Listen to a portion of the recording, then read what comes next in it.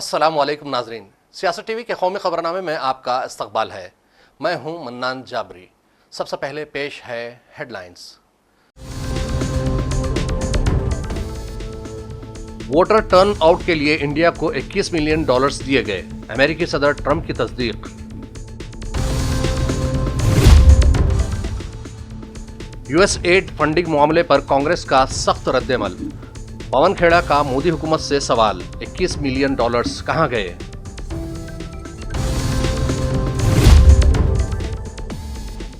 टाटा के हाथ में एयर इंडिया बेहतर हुई होगी, आज ये भरम टूट गया। सफर के दौरान नाखिस सीट शिवराज सिंह चौहान का इल्जाम।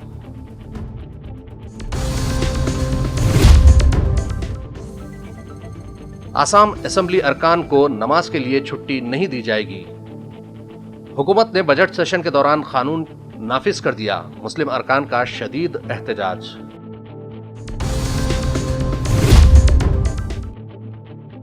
और नई दिल्ली रेलवे स्टेशन पर भगदड़, दम घुटने और शदीद चोट लगने से 15 अमवात, पोस्टमार्टम रिपोर्ट में इंकशाफ। हेडलाइंस के बाद अब बढ़ते हैं खबरों की तफसील की जानिब। सदर अमेरिका डोनाल्ड ट्रंप ने मुसलसल तीसरे दिन हिंदुस्तान को वोटर टर्न आउट के लिए मुबैना तौर पर मौसूल होने वाले $21 मिलियन का मामला उठाया। मिस्टर ट्रंप का यह ताज़ा तरीन बयान इस रिपोर्ट के बाद आया है जिसमें दावा किया गया था कि 2022 में $21 मिलियन की ग्रांट हिंदुस्तान के लिए नहीं बल्कि बांग्लादेश के लिए मंजूर की गई थी। सदर ट्रंप ने एक प्रेस कॉन्फ्रेंस में कहा कि मेरे दोस्त वजीर आजम नरेंद्र मोदी और हिंदुस्तान को वोटर टर्न आउट के लिए $21 मिलियन दिए जा रहे हैं। इस प्रेस कॉन्फ्रेंस में सदर डोनाल्ड ट्रंप ने बांग्लादेश को मिलने वाली $29 मिलियन की अमेरिकी इमदाद का भी जिक्र किया है। He's one of the most experienced and talented business leaders of our time. Done an amazing job on Wall Street and far beyond. But more importantly, he's a patriot who loves our country and has shown tremendous courage and strength throughout his career. Howard began at the famed Cantor Fitzgerald in 1983, and by the age of 29, he rose to become the president and CEO and one of the hottest firms on Wall Street. Much like myself, Howard should not be here today. On September 11th, 2001, Howard's company was at its absolute height, doing unbelievable, dominating Wall Street and stocks and bonds and trading from its headquarters on the 101st to the 105th floor. He had the top 3 or 4 floors of the World Trade Center, the North Tower of the World Trade Center. And every day Howard got up and went to work early. He'd always go in and he'd go to work early, and he'd be there 6 o'clock in the morning.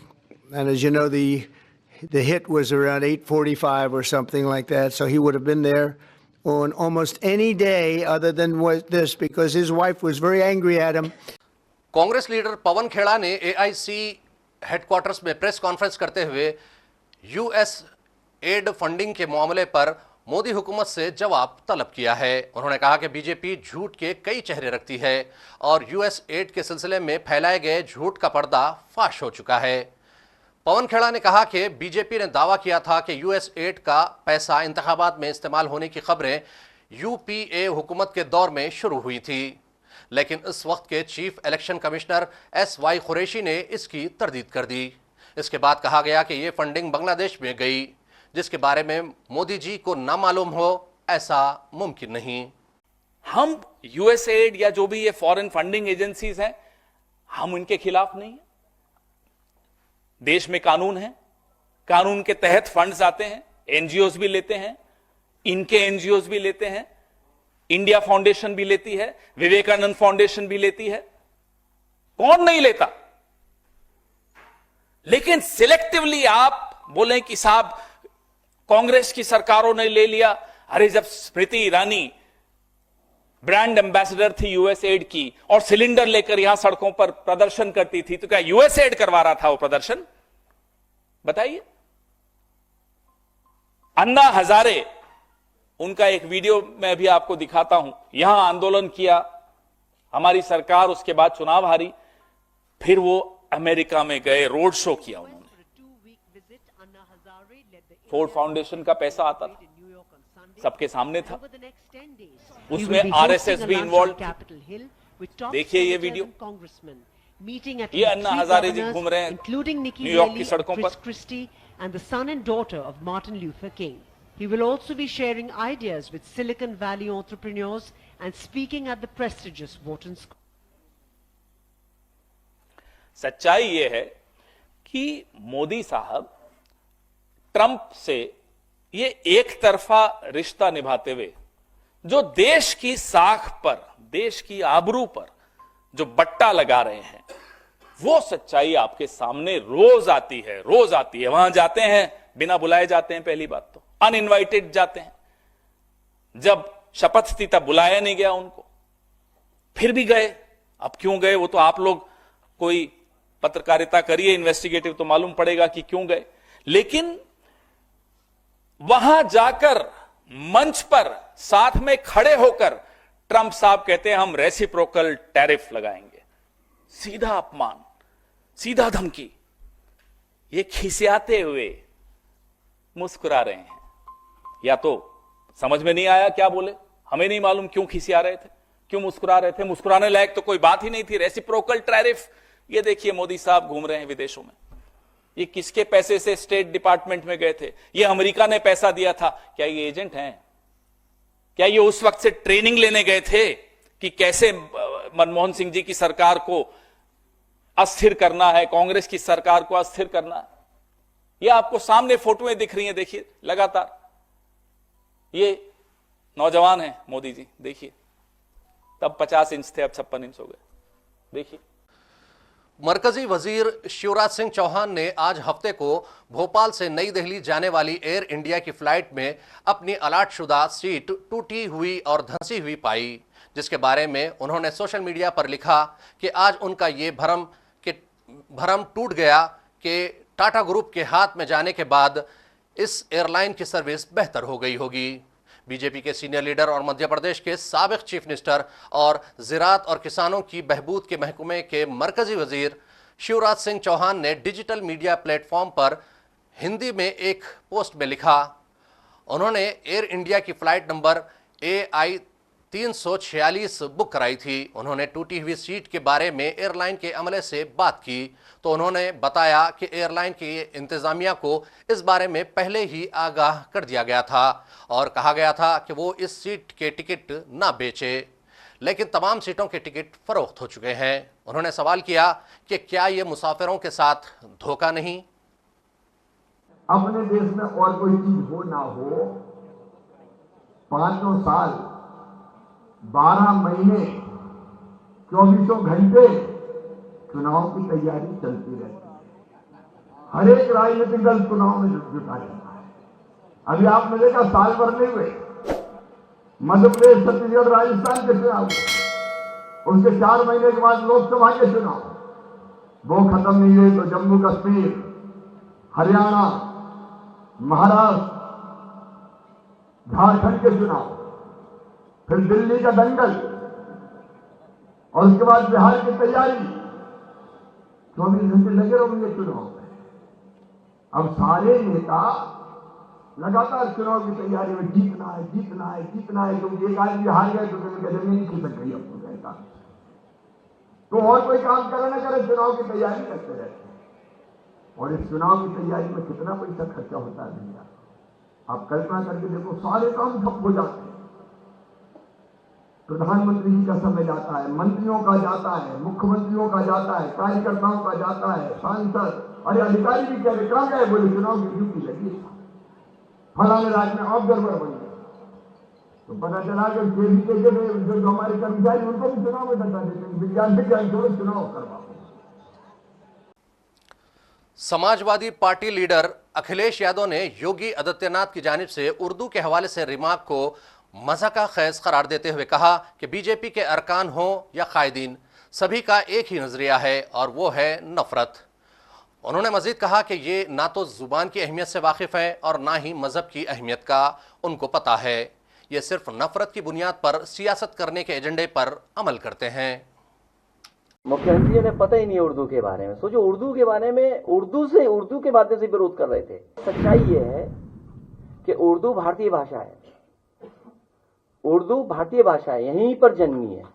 हमारे जो मुख्यमंत्री जी ने पता ही नहीं है उर्दू के बारे में। सोचो, उर्दू के बारे में, उर्दू के माध्यम से विरोध कर रहे थे। और सच्चाई ये है कि उर्दू भारतीय भाषा है, उर्दू भारतीय भाषा है, यहीं पर जन्मी है, यहीं पर पली है, यहीं पर बड़ी हुई है और मेरठ और आसपास से निकली है। तो मुख्यमंत्री जी को कुछ पता नहीं है, वो बस अकेले में गजल सुनते हैं। एक कोई गजल पता नहीं कौन सी थी जिसमें रो रहे थे, इमोशनल हो गए थे। अगर आप कोई देखिएगा, बहुत इमोशनल हो गए थे मुख्यमंत्री जी उसमें। नहीं, वो नहीं थी, वो गजल किसी और की है, गुलाम अली की पढ़ रही है। महाकुंभ में जो गंगा का पानी है, उसकी गंदगी को लेकर दोनों सरकारें आमने सामने हैं। सेंट्रल गवर्नमेंट और कह रहा है, पॉल्यूशन कंट्रोल कुछ और कह रहा है, यूपी गवर्नमेंट कुछ और कह रही है। आप क्या मान रहे हैं, कौन सच? मैं ये मान रहा हूं कि हमारे मुख्यमंत्री जी ये कह रहे हैं कि दिल्ली वाली सरकार सनातनी नहीं है। ये दिल्ली और लखनऊ की सरकारों में ब्लंडर हो रहा है। दोनों इंजन टकरा रहे हैं, डब्बे भी टकरा रहे हैं, इंजन जा ही नहीं पाए हैं, डब्बा वहां शपथ में पहुंच गए कोई। तो तुम वहां नहीं सवाल पूछ पाते हो। देखिए, सवाल का जवाब तभी देंगे जब सब लाइव दिखाओगे या सब रिकॉर्डिंग बाद में दिखाओगे। अच्छा, चल रहा है।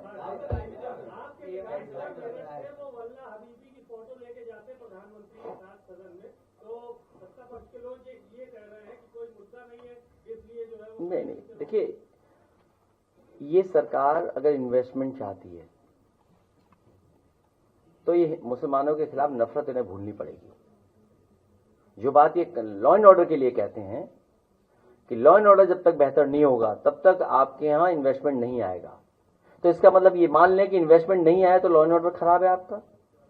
और जब तक नफरत आप नहीं खत्म करोगे तो आप स्टेट को कैसे ग्रोथ के उस इंजन बना पाओ।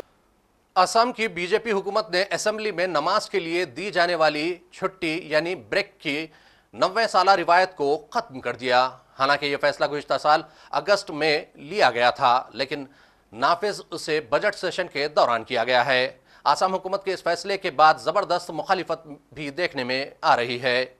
AIUDF के रुकन असेंबली रफीकुल इस्लाम ने नाराजगी जाहिर करते हुए कहा कि यह अक्सरियत की बुनियाद पर थोपा गया फैसला है। उन्होंने कहा कि असेंबली में तकरीबन 30 मुस्लिम रुकन असेंबली है। हमने इस इक़दाम के खिलाफ अपने नज़रियात जाहिर किए थे, लेकिन बीजेपी के पास तदाद है और वो उसी की बुनियाद पर उसे हम पर थोप रही है। नरेंद्र मोदी ने मराठी जुबान की याद में मुनक्किद किए गए सेमिनार के दौरान NCP लीडर शरद पवार को बिठाने में मदद की और उन्हें पानी की पेशकश करके सामीन का दिल जीत लिया। 98वें अखिल भारतीय मराठी साहित्य सम्मेलन के मौके पर नरेंद्र मोदी ने अपने हुस्न सलूक के लिए तवज्जो मबजूल कराई। तकरीब के दौरान दोनों लीडर्स खुशदिली के साथ गुफ्तगू करते नजर आए। मोदी ने NCP-SP सरबराह शरद पवार को इफ्तिताही तकरीब में मदऊ किया और दोनों कायदीन ने मिलकर चिराग भी रोशन किया। आम आदमी पार्टी यानी आप के अरकान असम्बली ने वज़ीर आज़म नरेंद्र मोदी के दिल्ली की ख़वातीन को माहाना 2500 रुपये देने के वादे पर बात करने के लिए चीफ मिनिस्टर रेखा गुप्ता से मुलाकात का वक्त मांगा है। आम आदमी पार्टी की सीनियर लीडर और दिल्ली की साबिक़ चीफ मिनिस्टर आतिशी ने आज हफ्ते को रेखा गुप्ता को एक खत लिखकर मुलाकात का वक्त मांगा है। उन्होंने कहा कि बीजेपी के सुप्रीम लीडर और वज़ीर आज़म नरेंद्र मोदी ने इंतखाबी मुहिम के दौरान द्वारका में एक रैली के दौरान दिल्ली की माओं और बहनों से वादा किया था कि बीजेपी की हुकूमत बनने के बाद काबीना की पहली मीटिंग में उनके लिए 2500 रुपये माहाना की स्कीम मंजूर की जाएगी। उन्होंने कहा था कि ये मोदी की गारंटी होगी। द्वारका में एक रैली करी और उस रैली में मोदी जी ने कहा, माताएं और बहनें तो मोदी का सुरक्षा कवच हैं। मध्य प्रदेश में लाडली बहना योजना के तहत हर लाभार्थी बहन को हजारों रुपए मिल चुके, महाराष्ट्र में मिल चुके। और उसके बाद मोदी जी ने कहा, और मैं उनके भाषण से कोट कर रही हूं, मैं दिल्ली की बहनों से कहूंगा कि आप अपने बैंक से पता कर लें कि आपका फोन नंबर आपके बैंक खाते से लिंक है या नहीं। अगर नहीं है तो लिंक करा लें, ताकि भाजपा सरकार बनने के बाद आपके फोन पर मैसेज आए कि आपका पैसा जमा हो चुका है।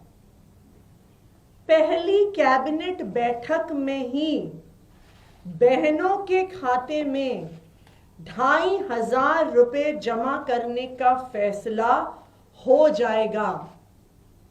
ये मोदी की गारंटी है। 31 जनवरी द्वारका की रैली, पहली बैठक में ही बहनों के खाते में 2,500 रुपए जमा करने का फैसला हो जाएगा। ये मोदी की गारंटी है। ये प्रधानमंत्री नरेंद्र मोदी जी ने दिल्ली चुनाव से पहले दिल्ली की सब महिलाओं को वादा किया। ना सिर्फ इतना, जेपी नड्डा जी, भारतीय जनता पार्टी के राष्ट्रीय अध्यक्ष, 17 जनवरी 2025 को आज वो एक दिन पे हम पे उंगली उठाएंगे। ये हम हैं जिन्होंने पहली दिन शपथ लेते ही कैबिनेट की मीटिंग करी, और उस कैबिनेट की मीटिंग में आयुष्मान योजना, जो कि आम आदमी पार्टी की सरकार ने रोक रखी थी, लाखों लोगों के अधिकारों का हनन किया हुआ था, 10 लाख रुपए का लाभ सीधा सीधा हमने आयुष्मान को दिल्ली को पहली कैबिनेट की मीटिंग पहले दिन शपथ लेते ही दिया है। ये कोई लोग नहीं है, इन्हें कोई अधिकार नहीं है हमसे प्रश्न करने का। इन्हें अपना गिरेबान झांक के देखना चाहिए। दिल्ली की चिंता अब हम करेंगे। मोदी जी के नेतृत्व में दिल्ली के जो अधिकार हैं वो दिल्ली को दिए जाएंगे।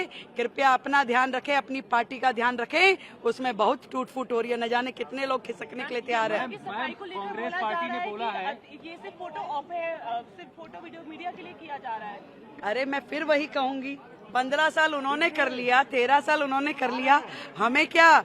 हम अपना एक दिन में जाकर के, उन्हें तकलीफ इसी बात की है कि अरे इन्हें तो अपने सारे कमिटमेंट्स याद हैं। पहले दिन ही हम यमुना माई के घाट पे जाकर के यदि प्रण को अपने याद कर रहे हैं तो उन्हें क्या तकलीफ है भाई?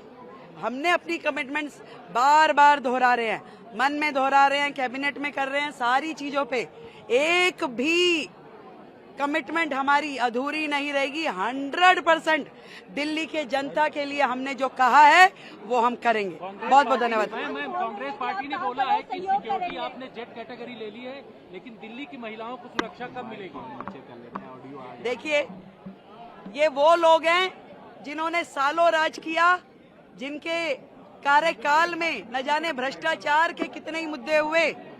इनको डर इस बात का है कि जब पहली सदन में, पहले हाउस में कैग की रिपोर्ट रखी जाए। नई दिल्ली रेलवे स्टेशन पर हालिया भगदड़ के दौरान जान बहक होने वाले 18 अफराद में से 15 की मौत दम घुटने की वजह से हुई, जबकि 2 अफराद की जान सीने पर शदीद चोट लगने और एक शख्स की मौत सर पर जख्म आने की वजह से हुई। ये इंकशाफ पोस्टमार्टम रिपोर्ट में किया गया है। रिपोर्ट के मुताबिक ज्यादातर अमवात भगदड़ के दौरान लोगों पर पड़ने वाले शदीद दबाव के सबब वाक़ हुई। मुतासरीन के सीने पर दबाव की शिद्दत से उनके फेफड़े और दिल को नुकसान पहुंचा। पोस्टमार्टम रिपोर्ट में मजीद कहा गया है कि मुतासरीन के जिस्म पर जो जख्म पाए गए हैं वो मौत से पहले के हैं। और आखिर में फिर एक मरतबा नजर डालते हैं हेडलाइंस पर। वोटर टर्न आउट के लिए इंडिया को $21 मिलियन दिए गए, अमेरिकी सदर ट्रंप की तस्दीक।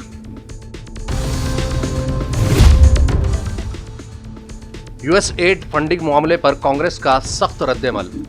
पवन खेड़ा का मोदी हुकूमत से सवाल, $21 मिलियन कहां गए?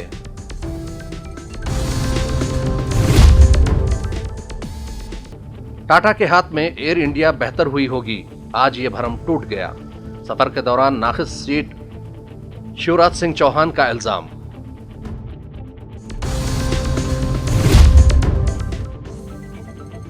आसाम असेंबली अरकान को नमाज के लिए छुट्टी नहीं दी जाएगी। हुकूमत ने बजट सेशन के दौरान कानून नाफिज कर दिया, मुस्लिम अरकान का शदीद एहतजाज।